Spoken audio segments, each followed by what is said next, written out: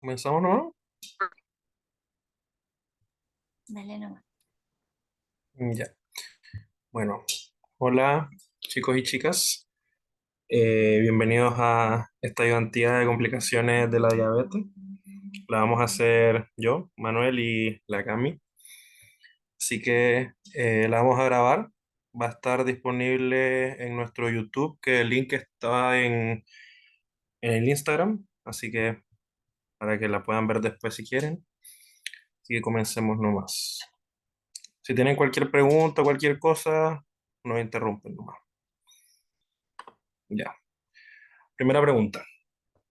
Es un caso de un hombre de 25 años, diabético tipo 1, diagnosticado en la infancia, que consulta en el servicio de urgencia por cuadro de 5 días de evolución de fiebre y diarrea, a lo que se le suma hace 2 días dolor abdominal, náusea, vómito y poliuria. Signos vitales: frecuencia cardíaca 110, presión 100,60, frecuencia respiratoria 26, temperatura 38,2, llene capilar menor a 2 segundos. Laboratorio tiene unos glóbulos blancos de 16.000, un hemoglucotest de 350, un pH de 7,2, cetonuria 3 cruces y glucosuria 3 cruces. Respecto a este cuadro, ¿qué alternativa es correcta? A. La disminución del pH se debe principalmente a hiperlactatemia por hipoperfusión. B. El clearance periférico de, eso es beta-hidroxibutirato, está aumentado por la relación NADH-NAD disminuida, y el paciente está cursando con acidosis metabólica con NGAP normal, y la entrada de ácidos grasos libres a la mitocondria del hepatocito está aumentada. Ya, no sé si alguien quiere dar su opinión por el chat o a viva voz.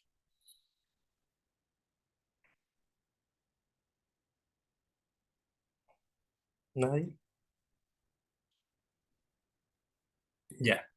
Eh, bueno, en el Instagram la mayoría la tuvo correcta y la correcta es la D. Ahora, ¿por qué? Lo vamos a explicar más adelante, pero en general acá, bueno, espero que todos hayan sabido que estamos hablando de una cetosis diabética, principalmente por la clínica, dolor abdominal, náuseas, vómitos, y por la cetonuria, tres cruces, que eso indica una cetosis, porque si está en la orina, está en la sangre. Y bueno, la correcta es la D, la entrada de ácidos grasos libres a la mitocondria del hepatocito está aumentada, y vamos a ver por qué. La A, les puse en rojo lo que tenía como mala cada alternativa.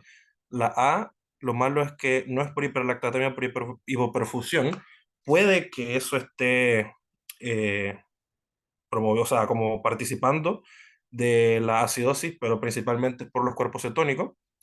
El clearance periférico de beta-hidroxibutirato está aumentado, no, está disminuido, como vamos a ver más adelante, por una relación NADH, NAD positivo, o sea, NAD más disminuida, no, la relación está aumentada.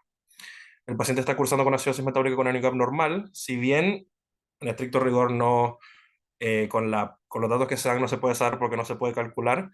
Sabemos que la situación diabética tiene una acidosis metabólica con NGAP aumentado, que vamos a ver más adelante. ¿Por qué? Ya. Entonces, hablemos un poco de cetosis diabética.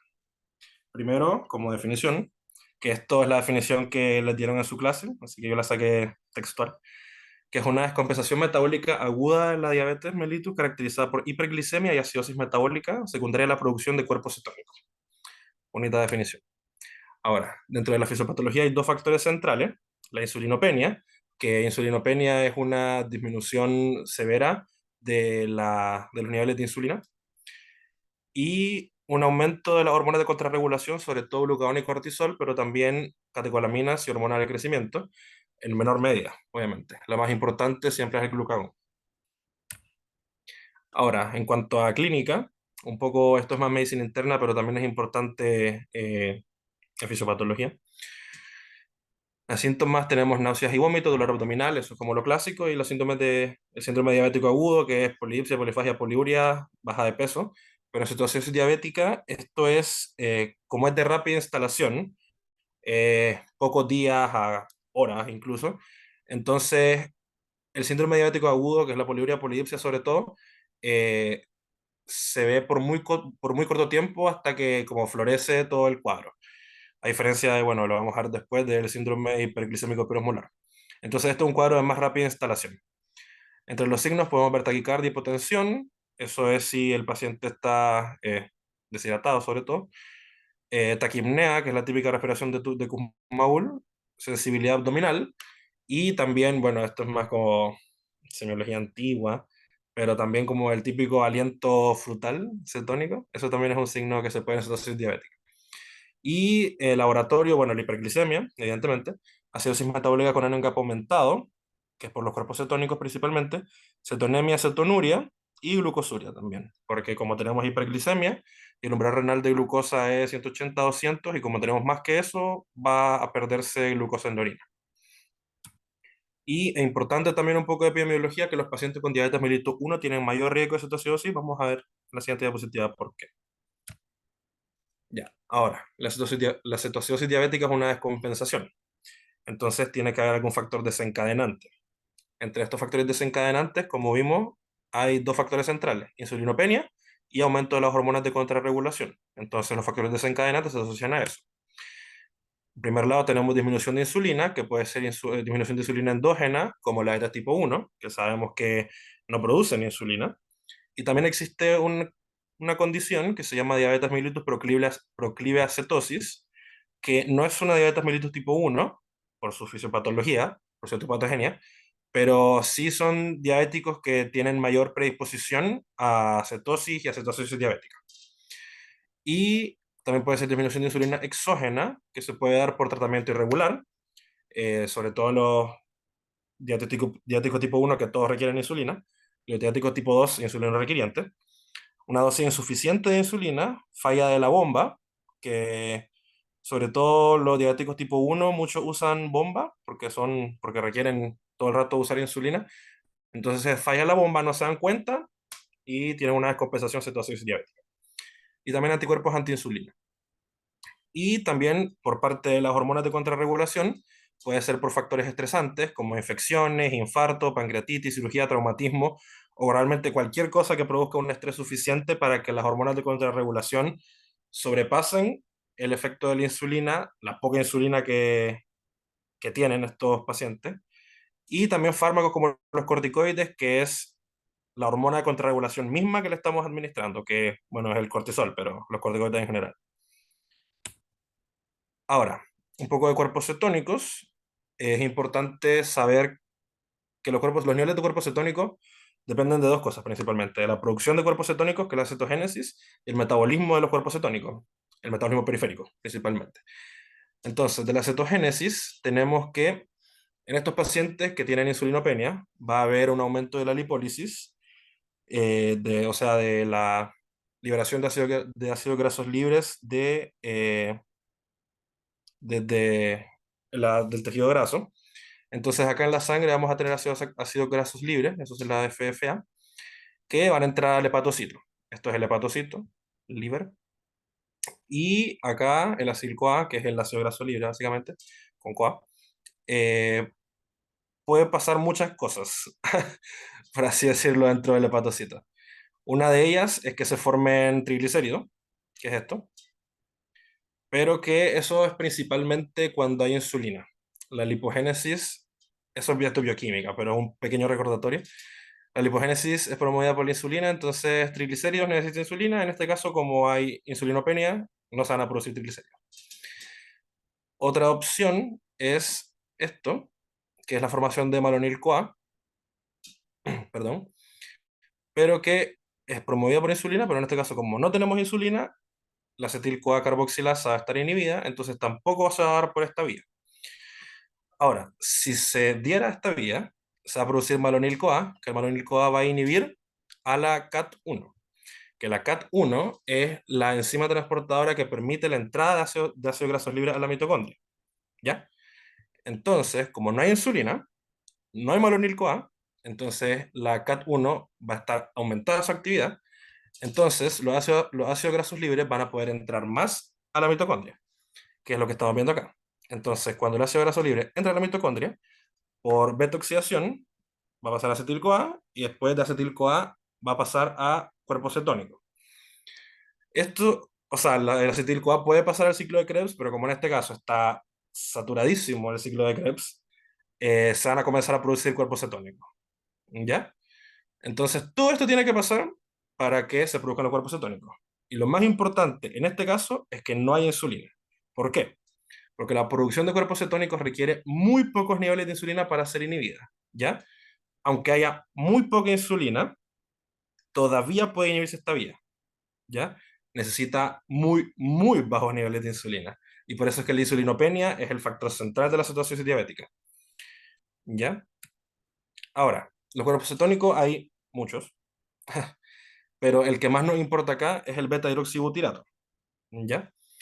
Ahora, en la vía de formación de los cuerpos cetónicos se produce acetoacetato que va a pasar a beta-hidroxibutirato en el hepatocito. Y el beta-hidroxibutirato es el que en esta condición va a estar en mayor medida en la sangre, en los niveles periféricos, ¿ya? Que por algún motivo que sinceramente desconozco, generalmente no se mide el beta-hidroxibutirato en la sangre, entonces la cetonemia puede estar un poco subestimada, por decirlo así.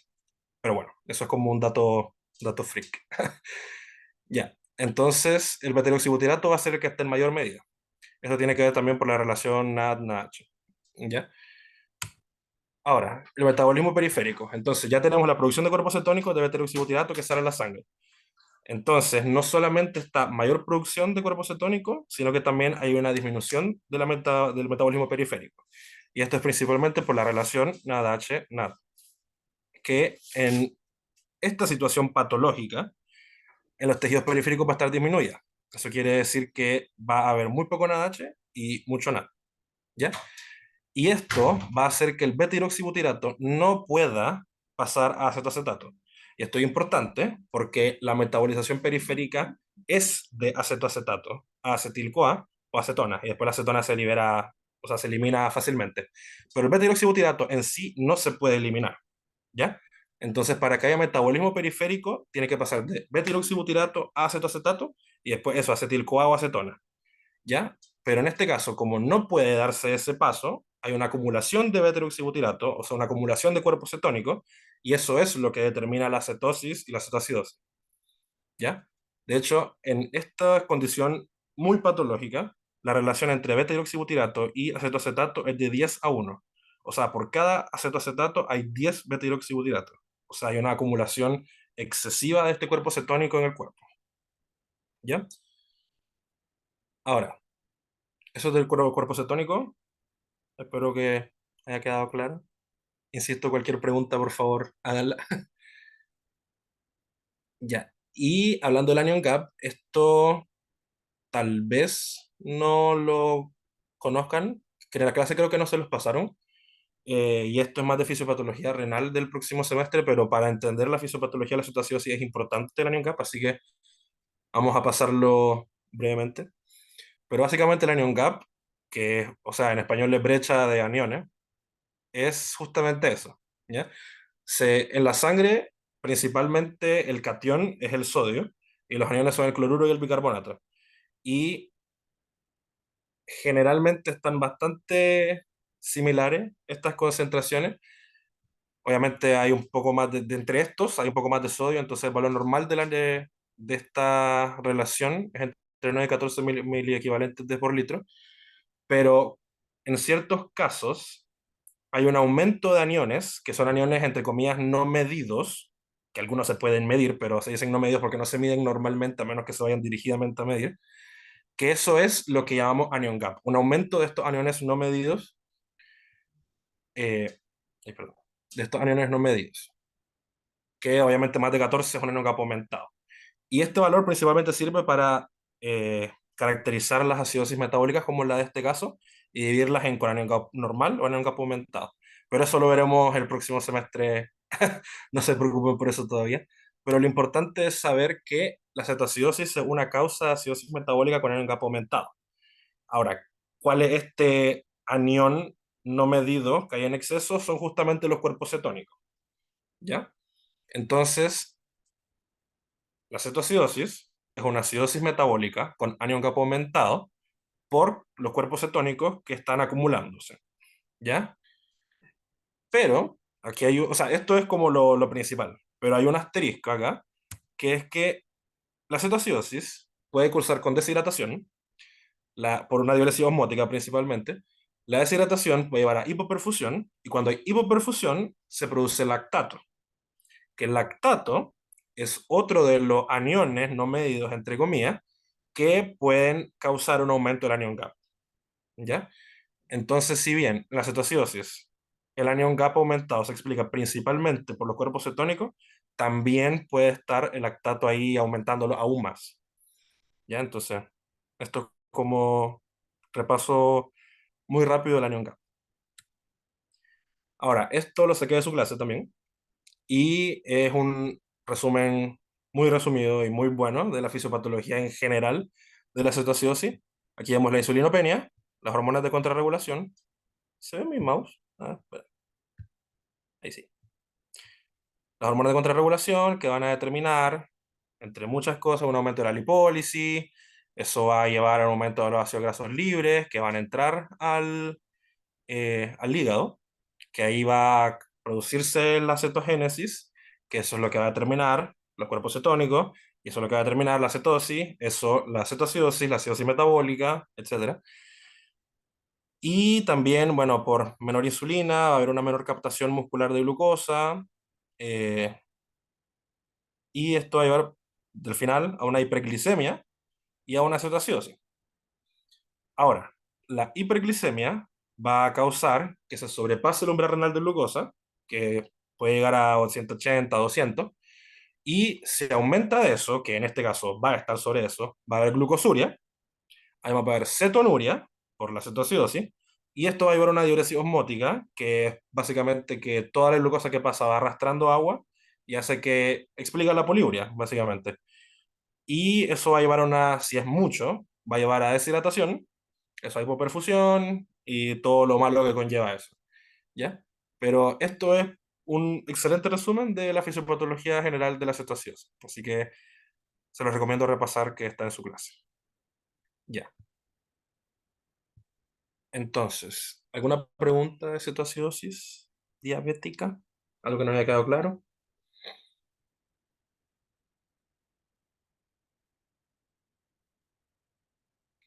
¿No? Ya. No quise ahondar mucho en el tratamiento porque a nosotros antiguamente nos lo pasaban en fisiopatología, pero vi que en el material que le subieron este año no se los pasaron, así que no me quise meter en eso. Igual eso es medicina interna, así que está bien. Ya, continuamos. Pregunta 2, caso 2. Hombre de 67 años, diabético tipo 2, no insulino requiriente de larga data, con adherencia regular al tratamiento, extraído del servicio de urgencia por su familia por compromiso de conciencia. Refieren que desde hace una semana presenta poliuria y cuando le ofrecían agua no la tomaba. Signos vitales, frecuencia cardíaca de 120, presión de 70,50, frecuencia respiratoria de 15 y temperatura de 36,4. Al examen físico destaca un Glasgow 12, marcada deshidratación, tiene capilar de 4 segundos.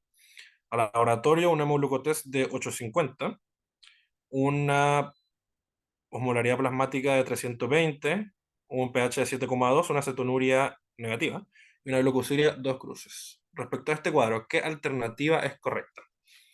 La marcada hiperglicemia favorecida por una menor función renal de base, la difusión de osmoreceptores hipotalámicos no influye en este cuadro, el paciente está cursando una acidosis metabólica con anion gap normal y el compromiso de conciencia se explica por glucotoxicidad del sistema nervioso central. Ya, acá tenemos la correcta, es la A. En el Instagram vi que muchas personas marcaron la D y ya voy a explicar después por qué está incorrecta. Pero la correcta es la A. La marcada hiperglicemia favorecida por una menor función renal de base. Eso es como algo muy particular del síndrome hiperglicémico hiperosmolar no cetóxico, que es este caso. Es como un caso bastante típico. La disfunción de osmoreceptores hipotalámicos no influye, sí que influye, y vamos a ver después por qué. El paciente está cursando una acidosis metabólica con anion gap normal, no. Bueno, está, en este caso también sería un anion gap aumentado, si bien no se puede saber por los datos a ciencia cierta, eh, es sugerente por una hipoperfusión y hiperlactatemia, vamos a verlo más adelante. Y el compromiso de conciencia se explica por glucotoxicidad del sistema nervioso central, no exactamente, y vamos a ver después por qué el compromiso de conciencia. Ya, ahora, Hablando un poco del síndrome hiperglicémico hiperosmolar no cetóxico, la definición también la saqué de su clase. Descompensación metabólica aguda de la diabetes caracterizada por hiperglicemia severa, hiperosmolaridad y ausencia de cetosis. Que ahora, claro, el nombre de síndrome hiperglicémico hiperosmolar no cetóxico, que ahí si le ponemos el apellido no cetóxico, sí, no tendría cetosis, pero en un síndrome hiperglicémico hiperosmolar, así como en la vida real, puede haber un poco de cetosis, como que, qué sé yo, una cruz, pero claro, o sea, es mucho menos que en la cetoacidosis, la clínica es bastante distinta, hay hiperosmolaridad marcada, y así que sería un síndrome hiperglicémico hiperosmolar, aunque puede que haya algo de cetosis. Pero bueno, o sea, como que como definición es en ausencia de cetosis. Ahora, en este caso, igual hay dos factores centrales. Las hormonas de contrarregulación siempre están presentes, sobre todo igual glucagón y cortisol, con algún aporte de adrenalina y hormona de crecimiento. Y hay un hipoinsulinismo relativo. ¿Ya? En este caso no hay insulinopenia.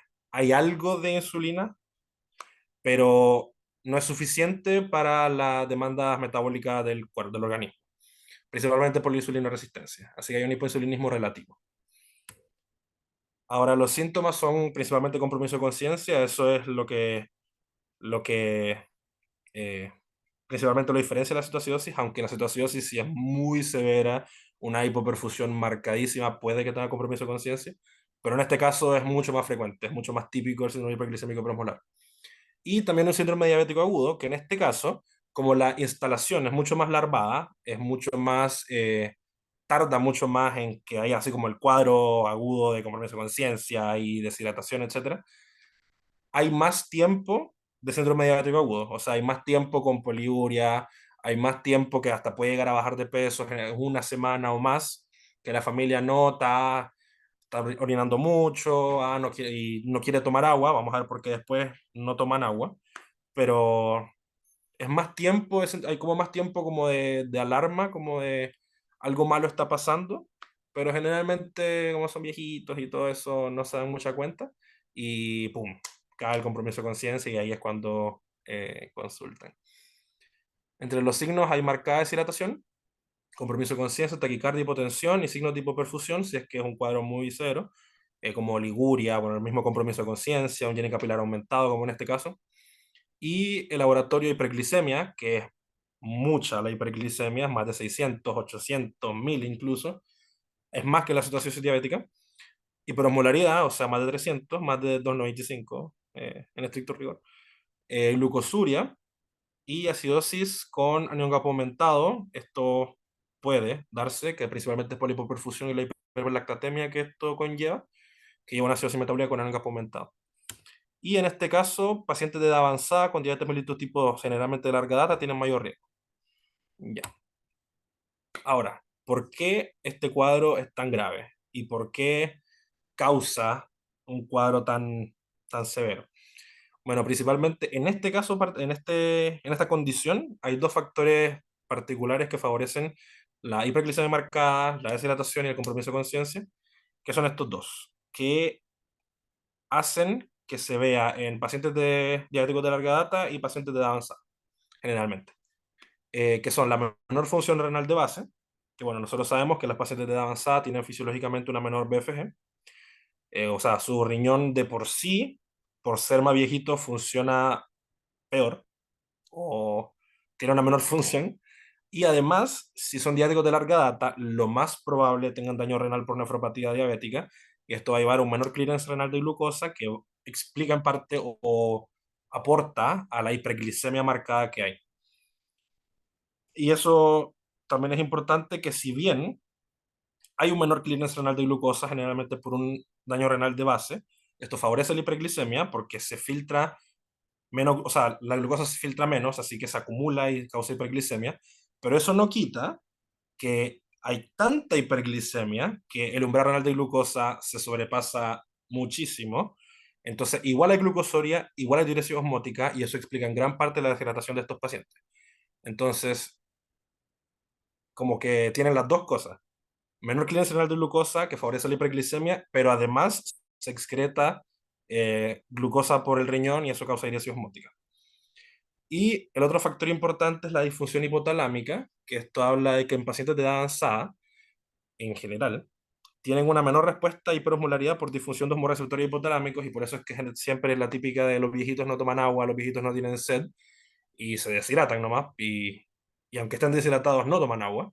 Y esto es porque los hormoreceptores del hipotálamo, que son los que median esta respuesta de la sed y toda la cuestión, no funcionan tan bien. Entonces, aunque orinen mucho, aunque están deshidratados, no toman agua. Y eso hace que se deshidraten más y que llegue el compromiso de conciencia y que llegue el viejito deshidratado. Y eso en parte explica todo este cuadro.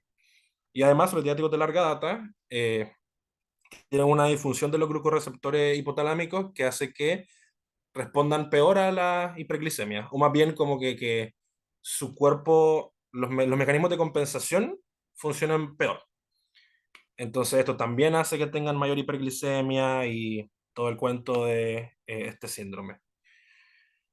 Ahora, importante, el compromiso de conciencia se debe a varias cosas.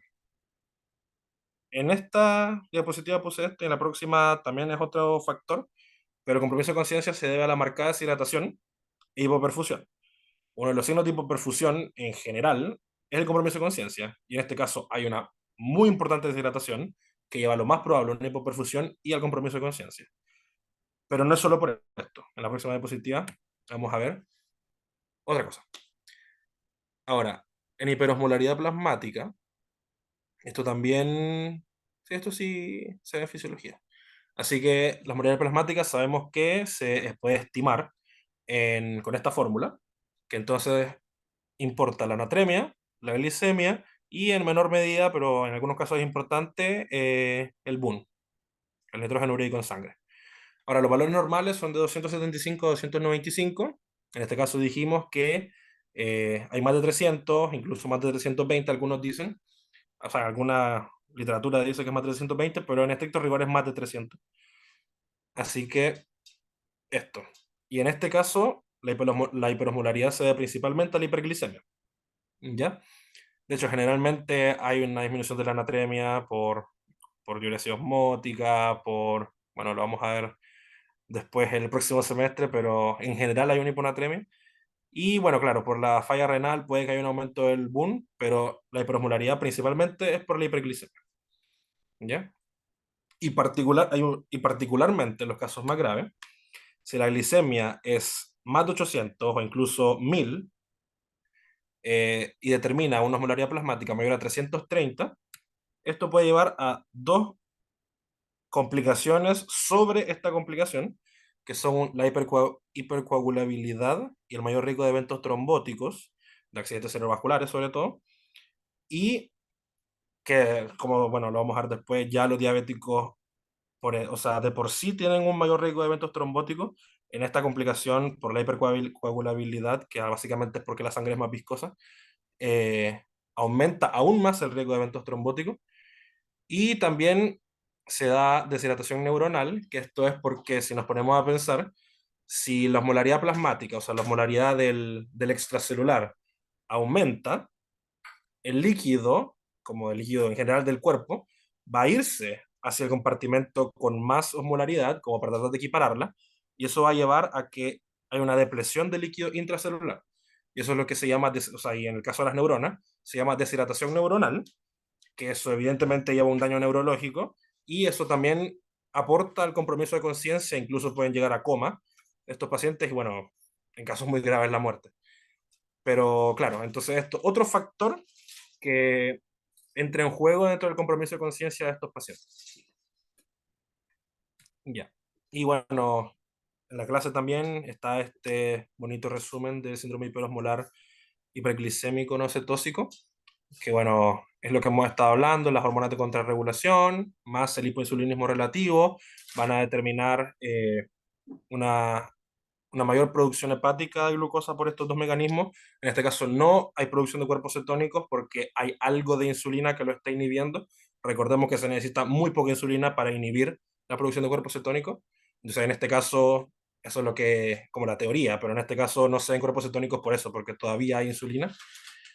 También hay una mayor proteólisis, que esto al final va a crear productos para la gluconeogénesis, hay una mayor lipólisis, la misma lógica, mayor producto para mayor sustrato, perdón, para la gluconeogénesis, hay una menor captación de glucosa en los músculos, y esto lleva a la hiperglicemia, también un menor clearance renal de glucosa, también lleva a la hiperglicemia, una falla en la respuesta hipotalámica también lleva a la hiperglicemia, entonces todos estos son factores que llevan a la marcada hiperglicemia que se da en estos casos, y esto también, bueno, la agresión osmótica lleva a la deshidratación, lo importante que se ve, y el compromiso de conciencia ya vimos cuáles eran los factores que influían en él.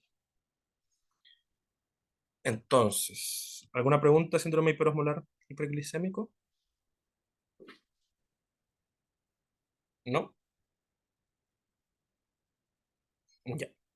Bueno, y la última pregunta. También.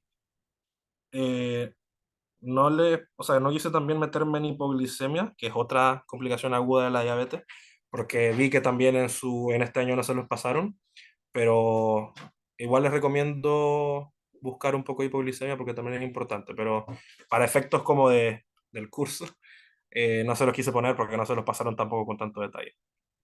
Ya. Entonces la pregunta 3 es, comparando la fisiopatología de la cetoacidosis diabética y el síndrome hiperglicémico hiperosmolar no cetóxico, ¿qué alternativa es correcta?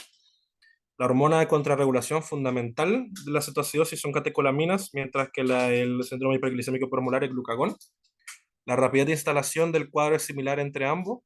Frente a la misma carga de ácidos grasos al hígado, la hipertrigliceridemia del síndrome hiperosmolar sería más severa que la de la cetoacidosis.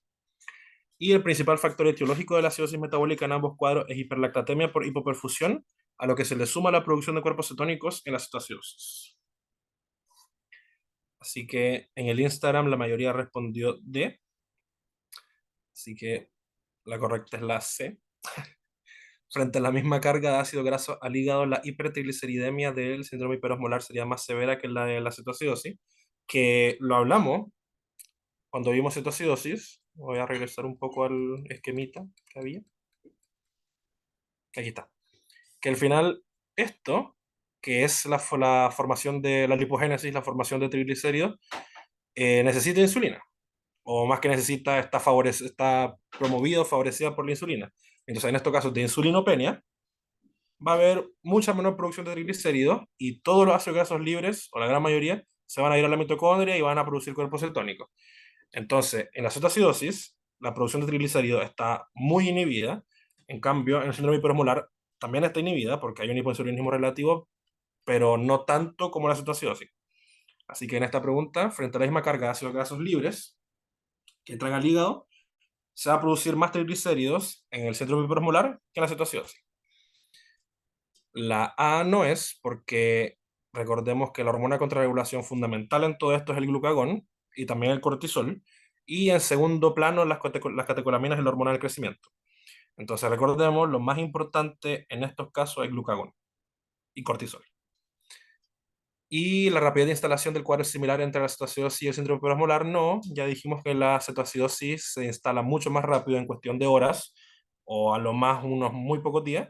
Y el síndrome hiperosmolar puede que haya síndrome diabético agudo que habla de descompensación semanas antes de que caiga el compromiso de conciencia y la deshidratación severa y todo el cuadro más grave. Entonces, la instalación del síndrome hiperglicémico hiperosmolar es mucho más lenta que la cetoacidosis. Y D, el principal factor etiológico de la acidosis metabólica en ambos cuadros e hiperlactatemia por hipoperfusión, no. Recordemos que el principal factor etiológico de la acidosis metabólica en la cetoacidosis es la producción de cuerpos cetónicos y la disminución del clearance del beta-hidroxibutirato en tejidos periféricos, que hace que se acumulen los cuerpos cetónicos y esto hace que haya acidosis metabólica. Y en la cetoacidosis, en segundo plano, puede que si hay hipoperfusión, también el lactato esté aportando a esta acidosis, pero en definitiva el principal factor de la acidosis metabólica en cetoacidosis son los cuerpos cetónicos. Y si hay acidosis metabólica en el síndrome hiperosmolar hiperglicémico, lo más probable sea por la hiperlactatemia por hipoperfusión. ¿Ya? Entonces, en el síndrome hiperosmolar sí es por lactato, pero en la cetoacidosis es por cuerpo cetónico. Ya, esas son las preguntas de complicaciones agudas. No sé si alguien tiene alguna pregunta, algo que no le haya quedado claro, un comentario. Si no, pasamos a complicaciones crónicas.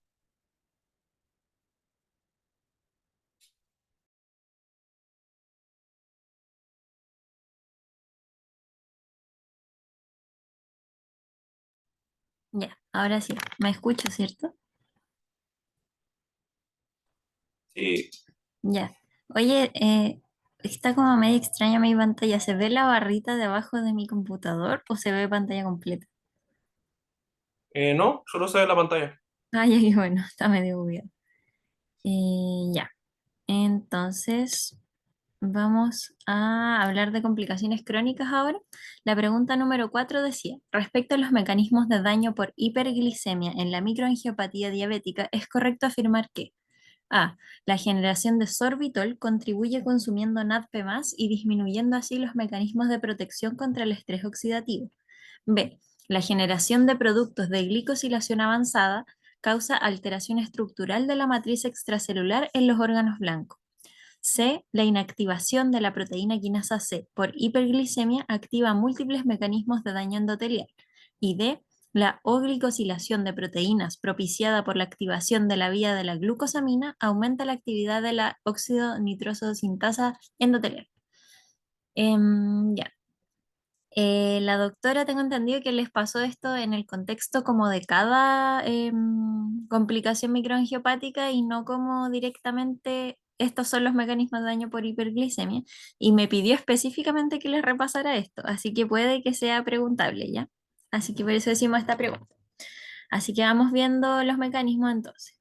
Primero partamos definiendo que la microangiopatía diabética es el compromiso de los capilares por los efectos tóxicos de la hiperglicemia crónica. Y estas complicaciones son el principal determinante de la morbilidad de los pacientes con diabetes mellitus. Es decir, los pacientes sufren por diabetes no porque tienen hiperglicemia, sino que porque tienen estas complicaciones que vamos a hablar ahora. Em, la hiperglicemia y el hiperinsulinismo tienen consecuencias en básicamente todos los sistemas, pero lo principal son estas tres: la nefropatía diabética, la retinopatía y la neuropatía diabética. El sustrato fisiopatológico de todos estos tres daños va a ser el daño por la hiperglicemia misma y el estrés oxidativo. Y estos causan como un círculo vicioso en el que mayor hiperglicemia causa mayor estrés oxidativo, y el estrés oxidativo va dañando también en la célula beta y va causando más hiperglicemia, y así se va causando este círculo vicioso alrededor del estrés oxidativo, ¿ya? Y va a ser estos cuatro mecanismos que vamos a hablar ahora son el sustento de todas las complicaciones, ¿ya? Lo que hablemos más adelante está basado en esto. Estos cuatro mecanismos son la vía del poliol, los productos de glicosilación avanzada, la proteína quinasa C y la vía de la glucosamina. Primero, la vía del poliol es esta vía que depende de la enzima que está acá, que es la aldosa reductasa. La aldosa reductasa es una vía que existe normalmente en todas las células, pero lo que pasa es que cuando hay hiperglicemia empieza a funcionar de forma exagerada, ¿ya? Y normalmente la aldosa reductasa toma todos los aldehídos tóxicos que nosotros podamos adquirir por la alimentación, por ejemplo, intoxicaciones, qué sé yo, y los pasa a alcoholes inactivos. Es una vía como protectora. Pero cuando tiene demasiado sustrato, como lo es la glucosa, que también es un aldehído, aunque no sea tóxico directamente, es un aldehído, va a agarrar esta glucosa en exceso que tiene y la va a metabolizar a un alcohol inactivo que es el sorbitol. ¿Ya?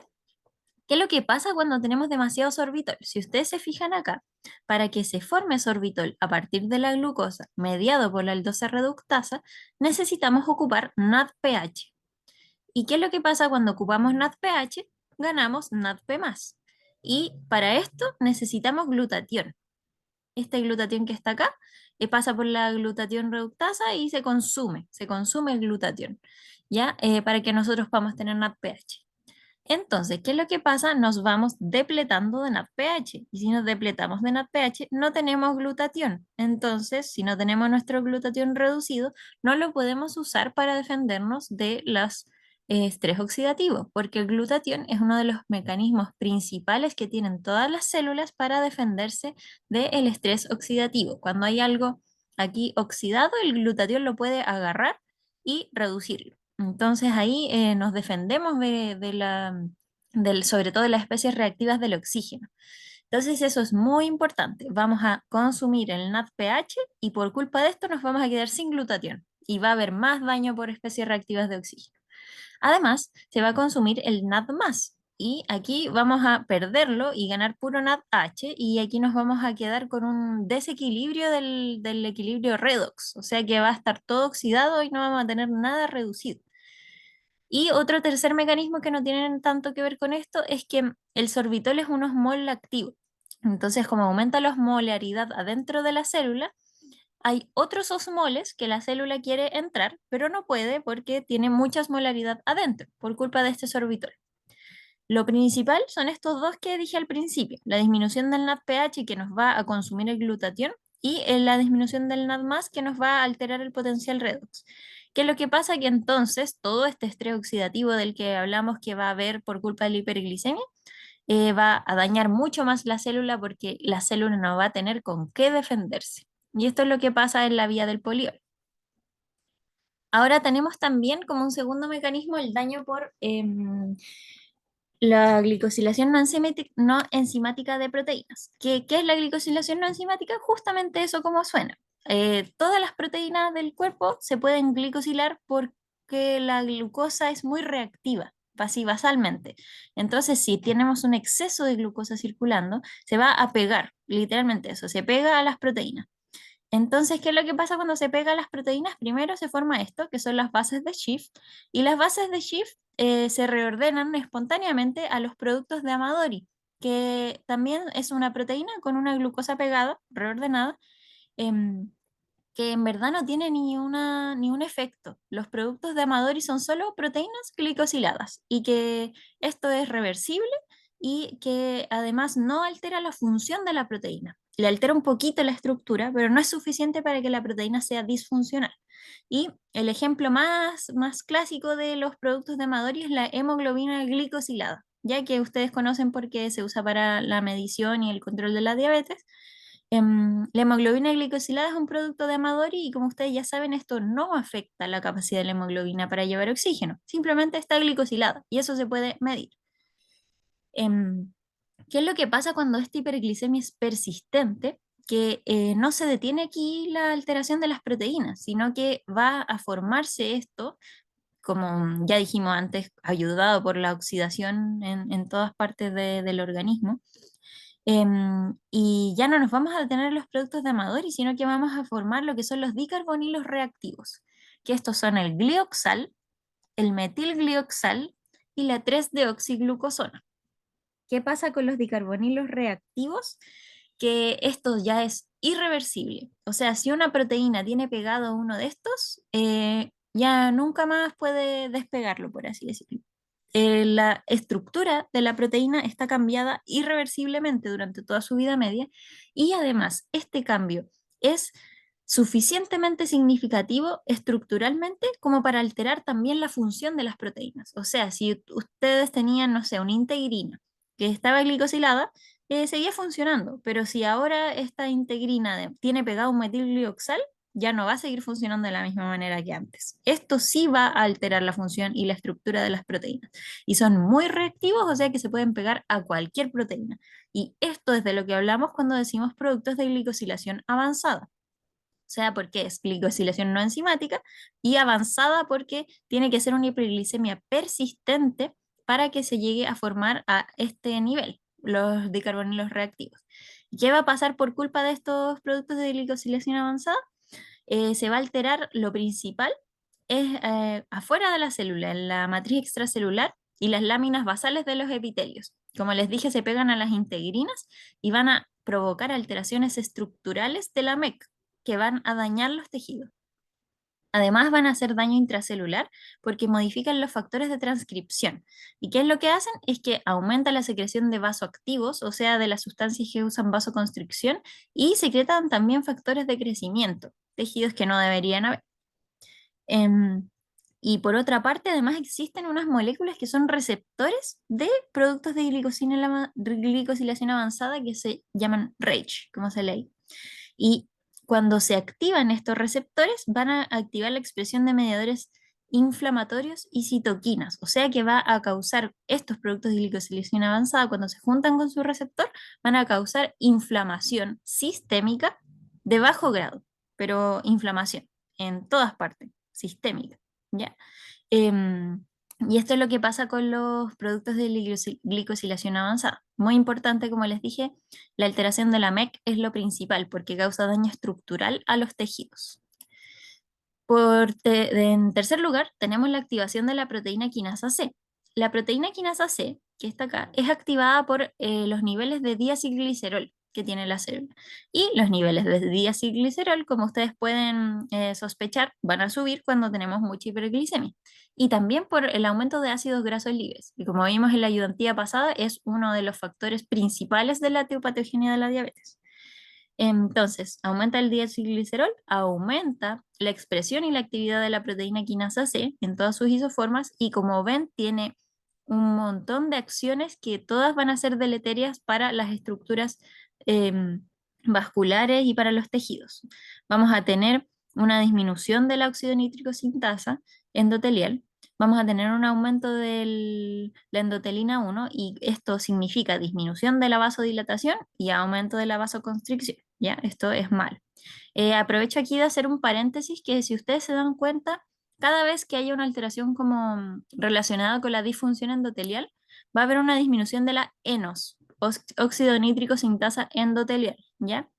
Esto significa que el óxido nítrico que el endotelio normalmente secreta para vasodilatar va a estar disminuido y es lo malo.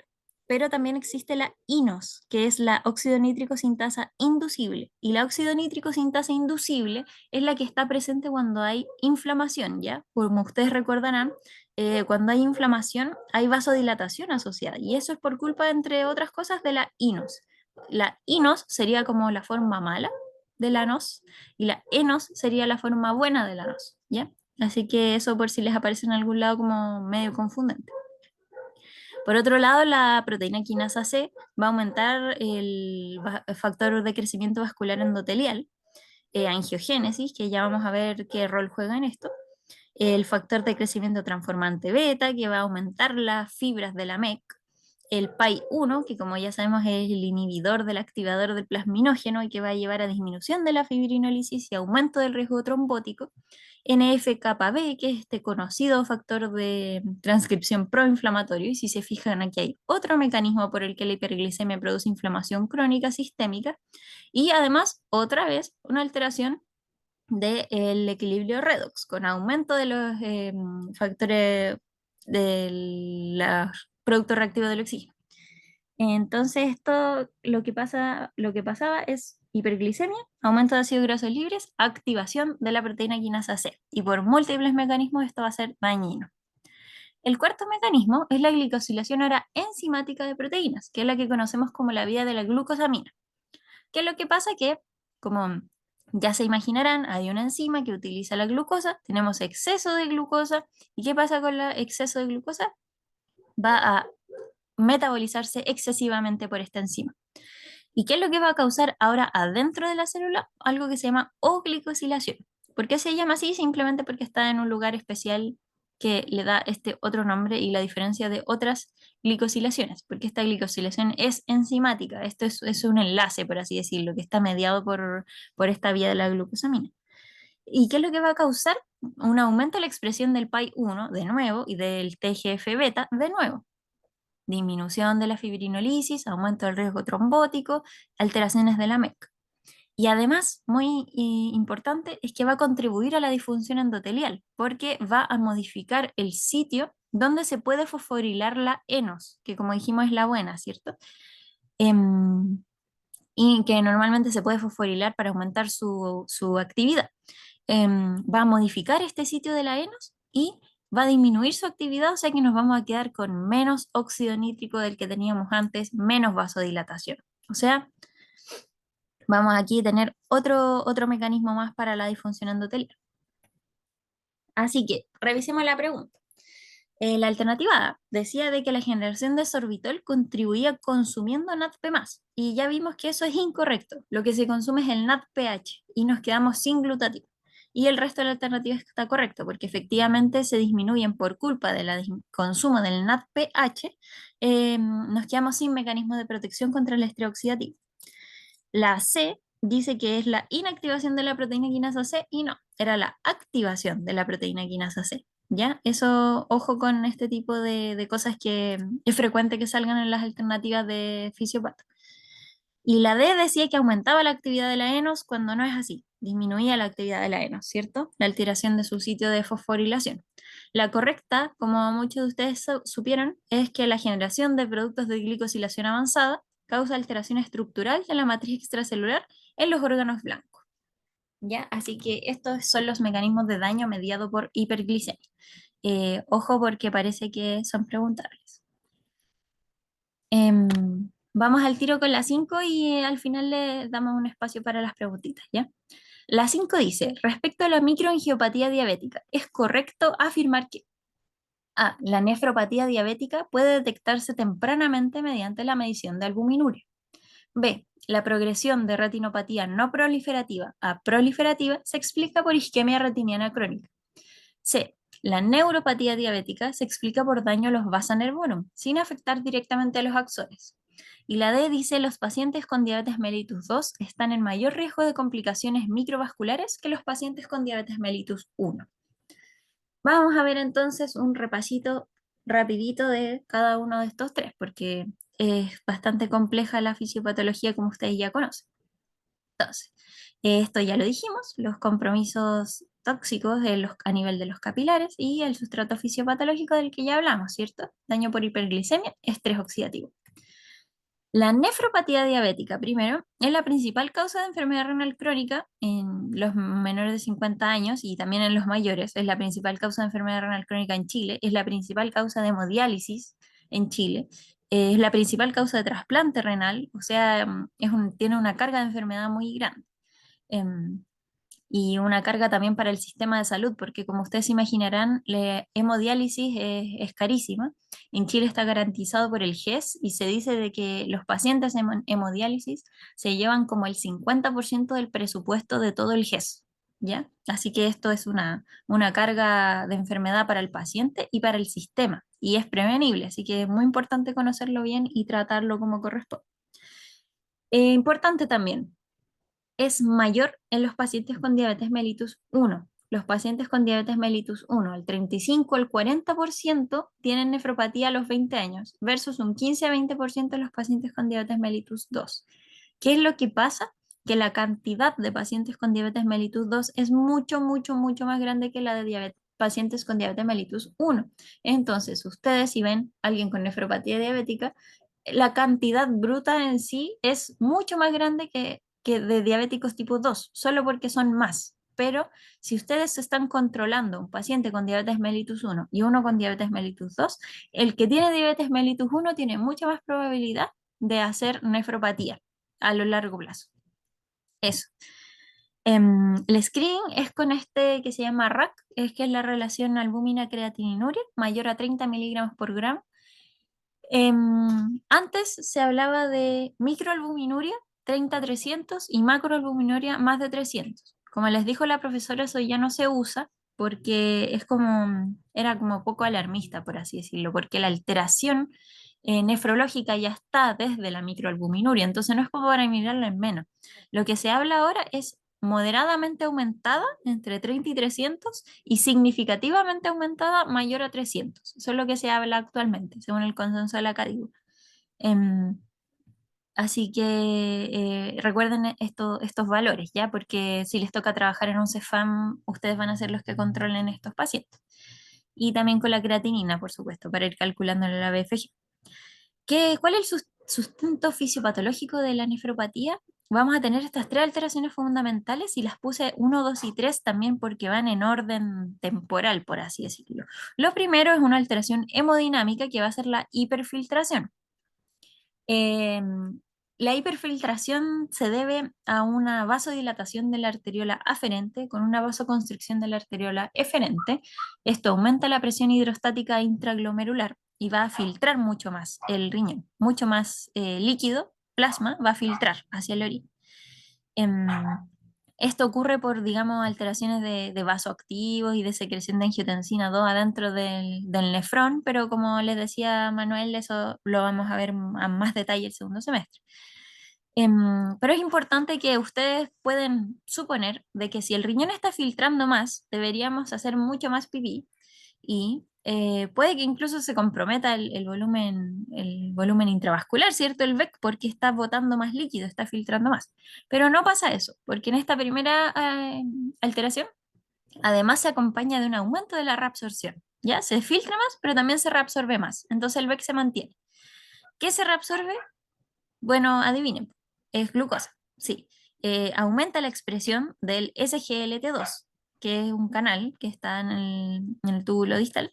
Va a aumentar la reabsorción de sodio y glucosa y el sodio y la glucosa se llevan mucho fluido hacia el intravascular de vuelta. Así que no se va a alterar el VEC, pero además vamos a tener ahí un mecanismo que está devolviendo glucosa que se había filtrado por el riñón al intravascular. O sea, va a subir el umbral renal de glucosa y va a contribuir a la hiperglicemia. Eso es la primera etapa. La segunda etapa va a pasar la glomerulosclerosis, que es como lo vemos acá en este dibujito, que como ya supondrán por lo que vimos en la primera pregunta, hay una alteración a nivel de la MEC, como en el extracelular. En el mesangio, en las láminas basales, todo esto que está fuera de la célula en la MEC va a estar alterado, se va a engrosar, se va a alterar la continuidad, va a haber una filtración más grande por culpa de esto que dijimos al principio y van a haber proteínas aquí en el subendotelio donde no deberían estar. Y esto es a lo que nos referimos con glomerulosclerosis, ¿ya? Em, y esto va a ser lo que viene después de la alteración hemodinámica, porque aumenta la filtración y se van estas proteínas que no deberían estar ahí al subendotelio.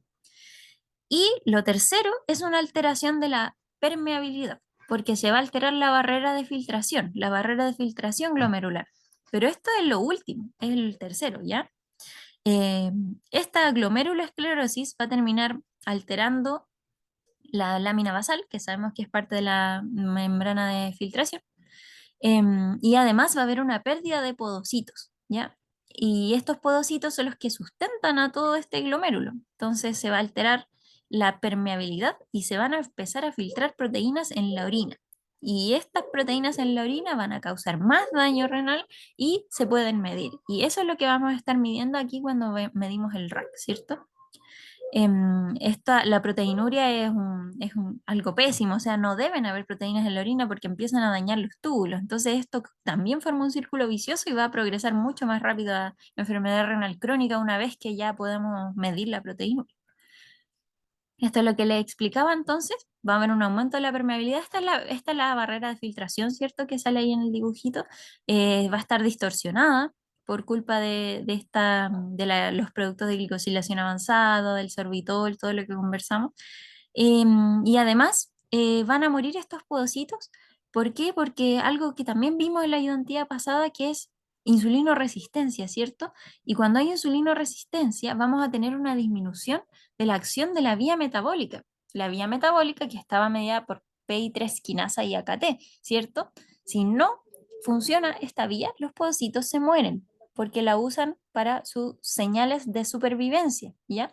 Así que es muy importante que hay células especiales del cuerpo donde si son insulinoresistentes se empiezan a morir y una de estas son los podocitos.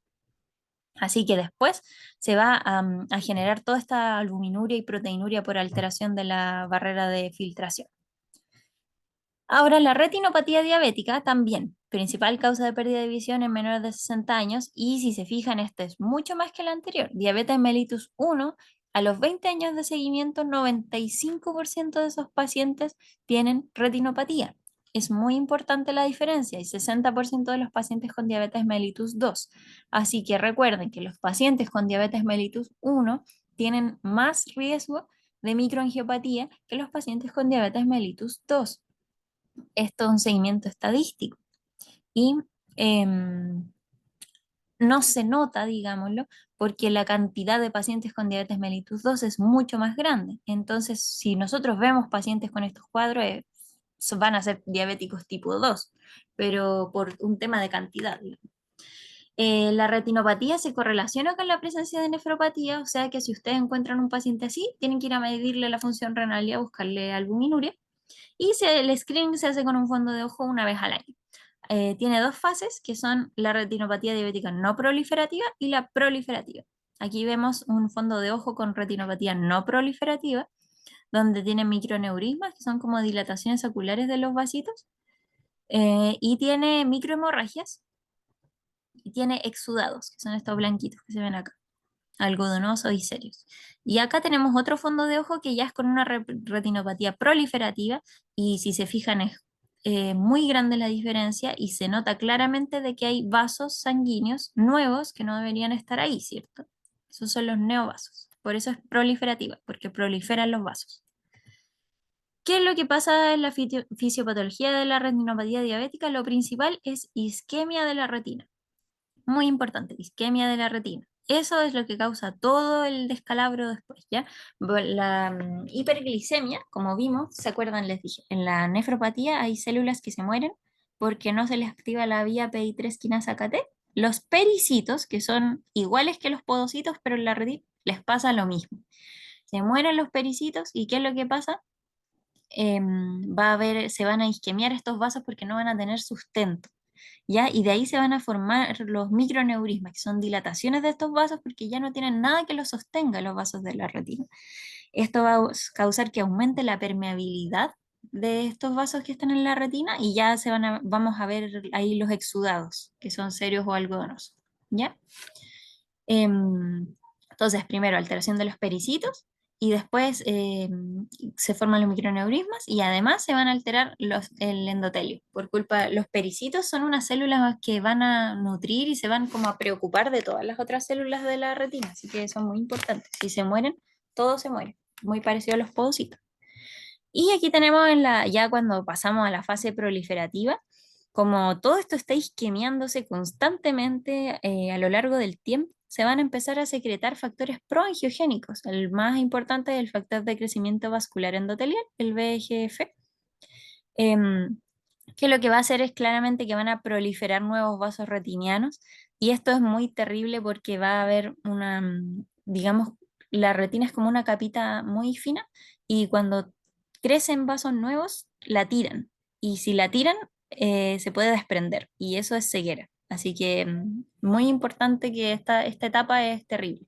Y además pueden haber hemorragias de estos neovasos, que son muy, no tienen la estructura de un vaso formado, digamos, sus capas son más inestables, son más delgadas, entonces estructuralmente son más susceptibles de dañarse. Por último, tenemos la neuropatía diabética, que va a ser el compromiso del sistema nervioso periférico y está presente hasta en el 60% de los pacientes con ambos tipos de diabetes a los 10 años de evolución. O sea, es la complicación de las crónicas, esta es la más frecuente que van a tener todos los pacientes. El screening se hace con esto que está aquí arriba, que es el test de monofilamento 10 gramos, que es igual como se ve aquí. Esto está como estandarizado para dar una presión de 10 gramos y se posa sobre algunas prominencias óseas que están determinadas en el examen. Y se le pregunta al paciente si lo siente o no lo siente. ¿Ya? Las formas clínicas son la polineuropatía sensoriomotora distal, la neuropatía autonómica y la mononeuropatía que puede ser aislada o múltiple. ¿Ya? ¿Qué es lo que va a pasar? Es que esta hiperglicemia crónica, ya sabemos, va a causar disfunción endotelial, va a alterar la MEC y todo lo que hemos hablado hasta ahora, y va a alterar ahora los vasitos de la vasa nervorum, que son los vasos que irrigan los nervios. Entonces se van a empezar a isquemiar los nervios, y esto es muy mal. Pero además, la hiperglicemia va a dañar a los axones, causando desmielinización y daño del axón mismo, y además va a dañar a las glías, que son el soporte de algunos axones y que son en ciertos lugares los macrófagos del sistema nervioso y va a causar fenómenos de trombosis microvascular.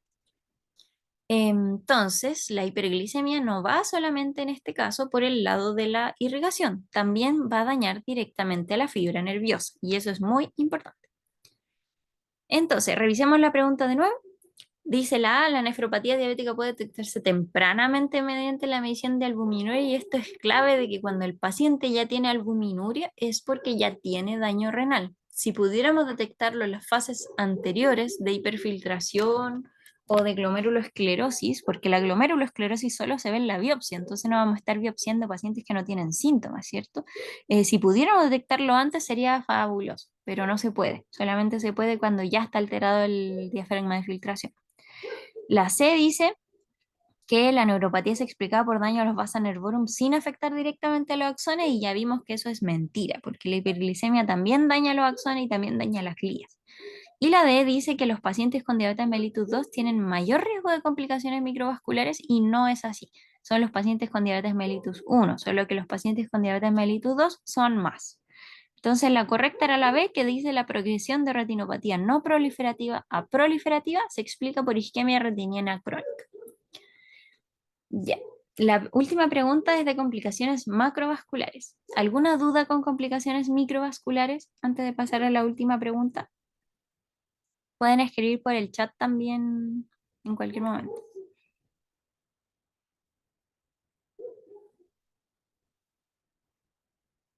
Ya, parece que no. Así que vamos con la última, que es la 6. Dice, respecto al proceso de aterogénesis en los pacientes con diabetes mellitus, es correcto afirmar que A. El control intensivo de la glicemia disminuye en forma significativa el riesgo de cardiopatía coronaria en pacientes con diabetes mellitus 2. B.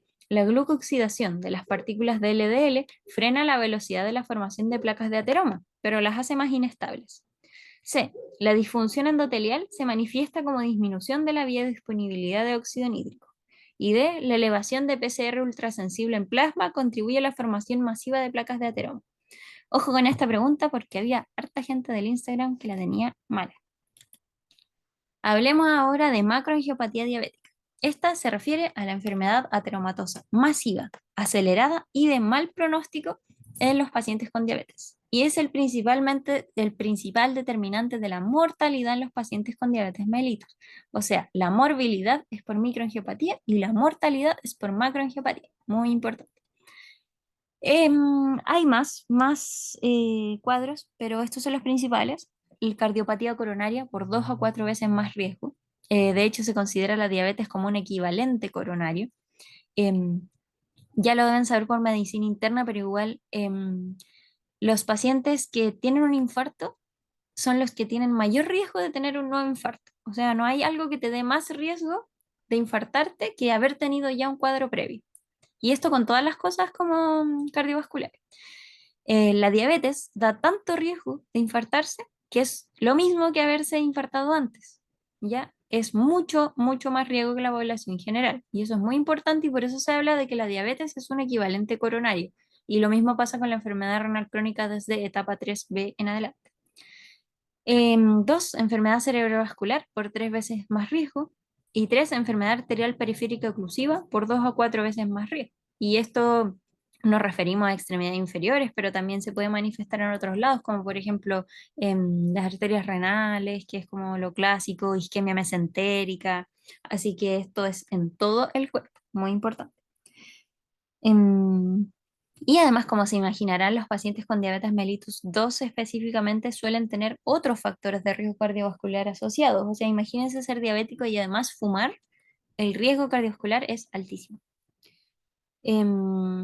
Acá abajo salen estos estudios de DSST, UKPDS, ACCORD, ADVANCE, que son, digamos, los estudios famosos que han determinado cómo se trata la diabetes hasta ahora. Estos diabetes, o sea, estos estudios de diabetes son con cohortes de pacientes muy grandes y con seguimiento por muchos años. Y vieron cómo se tenía que tratar. Estos estudios son los que han demostrado qué cosas sirven y qué cosas no. De hecho, por ejemplo, el UKPDS demostró para qué servía la metformina. O sea, son estudios muy, muy clásicos, digamos. Em, y lo que han demostrado es que el control de la glicemia, cuando es estricto, va a disminuir el riesgo de microangiopatía, pero no la macroangiopatía. O sea, ustedes tienen su paciente en el poli y lo controlan y lo tienen regio con hemoglobina glicosilada menos de 7%, le están bajando el riesgo de hacer nefropatía, retinopatía, neuropatía, pero igual se va a infartar mañana porque no se ha logrado disminuir ese riesgo controlando la glicemia, ¿ya? Porque depende mucho de otros factores y eso es muy importante. Así que acuérdense si les toca controlar pacientes diabéticos en APS o como becados, como sea lo que hagan después, que tienen que tratar todos los factores de riesgo cardiovascular en su conjunto, ¿ya? Porque solo bajar la glicemia no es suficiente para disminuir la macroangiopatía. ¿Cuáles son los factores determinantes de esta aterosclerosis acelerada y con mayor riesgo de placa? Primero, la disfunción endotelial, que vamos a hablar después. La dislipidemia proaterogénica de la diabetes, que aquí sale un resumito chiquito y que les expliqué en la ayudantía pasada. Así que ahí está todo y no lo vamos a volver a ver. Las LDL, que son especiales en este caso porque son pequeñas y densas y además están glicosiladas, que vamos a hablar ahora. Estas placas que están en todas partes, además tienen mayor riesgo de accidentes, o sea, de hacer todos los cuadros de los que hablamos antes, porque también tenemos este estado proinflamatorio sistémico del que ya hablamos y procoagulante. Y además tenemos otros determinantes clínicos como son la ausencia de dolor o la mala compensación hemodinámica por las catecolaminas que se deben a la neuropatía diabética, ¿ya? O sea que los pacientes tienen más aterogénesis, tienen más accidentes de placa y cuando les dan estos cuadros tienen peor pronóstico. Muy malo todo. ¿Qué es lo que pasa con la disfunción endotelial? Primero va a haber una autooxidación de la glucosa, ¿ya? Hiperglicemia y mucha glucosa cuando está presente se autooxida.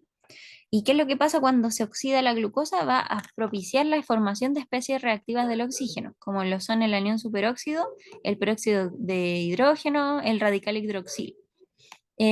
Recuerden de que todo como el metabolismo de la glucosa en toda la célula es oxidativo, todo es oxidativo, todo depende de oxígeno. Así que todo lo que tenga que ver con metabolismo de la glucosa va a generar especies reactivas del oxígeno. Más metabolismo de la glucosa, más especies reactivas del oxígeno y más encima de este nivel tan grande va a estar que se va a autooxidar también. Así que todo esto es muy malo.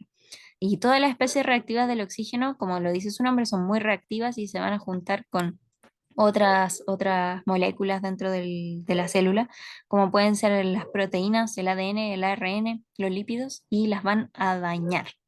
Así que todo muy mal. Y el óxido nítrico va a neutralizar algunas especies reactivas de oxígeno, lo que es muy bueno y nos hace muy felices, pero significa que si estamos produciendo más, vamos a gastar más óxido nítrico. Así que va a bajar la biodisponibilidad del óxido nítrico porque se consume. Además tenemos una insulinoresistencia endotelial, que como ya les había explicado antes, va a tener una disminución de la vía metabólica, aumento de la vía mitogénica y esta disminución de la vía PI3 quinasa AKT también nos va a alterar la célula endotelial. Y la célula endotelial alterada es disfuncional y va a disminuir su expresión de la óxido nítrico sintasa endotelial. Y vamos a tener menos producción de óxido nítrico. O sea, se consume y además se produce menos. Y si tenemos menos óxido nítrico, hay menos vasodilatación basal y hay menos vasodilatación secundaria a estímulos. Y eso nos lleva a que cuando hay trombosis, por ejemplo, hay menos reacción de circulación colateral, cuando hay aumento del gasto metabólico, no reaccionan los vasos como deberían vasodilatándose. Entonces, todo va a contribuir a este aumento del riesgo cardiovascular. Y además de todo esto, la disfunción endotelial, cuando se empieza a morir nuestra célula endotelial, empieza a alterar su funcionamiento, va a aumentar su síntesis de vasoconstrictores, como salen los que están acá, y va a disminuir este EDH, que también va todo esto que les estoy contando acá, van a colaborar en menos vasodilatación y más vasoconstricción. Y este es el esquemita que les puso la doctora en la clase. Aumento de la glucosa, ácidos grasos oxidados, los productos de glicosilación avanzada que ya hablamos y lo que ya les conté. Especies de reactivas del oxígeno, disminución de la vía del AKT-PI3 quinasa, disminución de la expresión del óxido nítrico sintasa endotelial, aumento de los factores procoagulantes, proinflamatorios, disminución del ADH, aumento de otras quinasas que también van a mediar aumento de especies reactivas del oxígeno, em, y daño por aumento de la producción de especies reactivas del oxígeno, daño, ADN, RN, lípidos, mitocondria, disminución de la biodisponibilidad del óxido nítrico. Así que esto es como el gran resumen de la disfunción endotelial. Y como recuerden, como si les cuesta entender un poquito esto, al final el resultado final es disminución de todo lo que vasodilata y aumento de todo lo que vasocontrae. ¿Y qué es lo que pasa con las placas de ateroma en la diabetes que son especiales? Porque van a tener una mayor velocidad de producción, se van a hacer más rápido, digamos en menos años, van a estar en mayor cantidad y van a ser más inestables.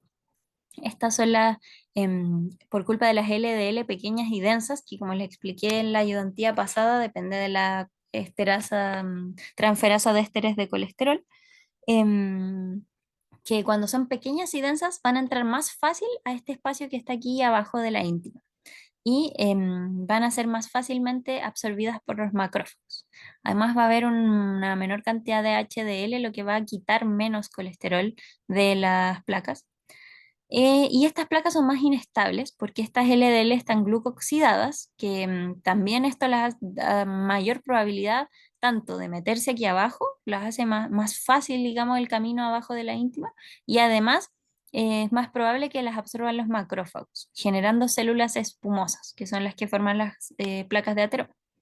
Además, esta inflamación persistente de bajo grado va a contribuir, porque mientras más células inflamatorias tenga una placa, más inestable es.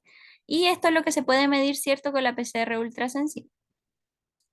Em, y esto es a lo que nos referimos. Esto es una placa inestable y una placa estable. La placa estable tiene más capa fibrosa y pocas células inflamatorias. Y la placa inestable, como la de la diabetes, tiene menos capa fibrosa, tiene más núcleo lipídico y tiene muchas más células inflamatorias. ¿Por qué es inestable? Porque se puede romper con mucha mayor facilidad y en cualquier momento. ¿Ya? Así que va a generar más infartos, más accidentes cerebrovasculares, más isquemia de extremidades. Así que es mucho más peligrosa esta placa inestable. Entonces, la pregunta 6 lo que decía que el control intensivo de la glicemia disminuye en forma significativa el riesgo de cardiopatía coronaria en pacientes con diabetes mellitus 2 y esto es incorrecto. Recuérdelo, porque los estudios han demostrado que el control intensivo de la glicemia baja las complicaciones microangiopáticas y no las macroangiopáticas. ¿Ya? La B dice la glucosidación de las partículas de LDL frena la velocidad de formación de placas y no, eso no es así. No frena la velocidad de la formación de las placas y sí es verdad que las hace más inestables. La D dice que la elevación de la PCR ultrasensible contribuye a la formación masiva de placas de ateroma. No, lo que contribuye a la inestabilidad de placas es la inflamación sistémica de bajo grado, que eso se puede medir con la PCR ultrasensible, pero no sabemos si es que la PCR ultrasensible tiene un rol patogénico, ¿ya? Lo más probable es que no, que es como un epifenómeno solamente. Lo podemos medir y se traduce como aumento de la inflamación, pero no tiene un rol patogénico directamente. Y la C, que es la correcta, la disfunción endotelial se manifiesta como disminución de la biodisponibilidad de óxido nítrico, que como vimos es por su consumo y también por su falta de producción. Y esas eran todas las preguntas. Si tienen alguna duda, háganla ahora. Muchas gracias por su participación. Y si tienen alguna duda también de su seminario, estamos aquí para responderlas, que también incluimos cosas que les preguntaron en el seminario.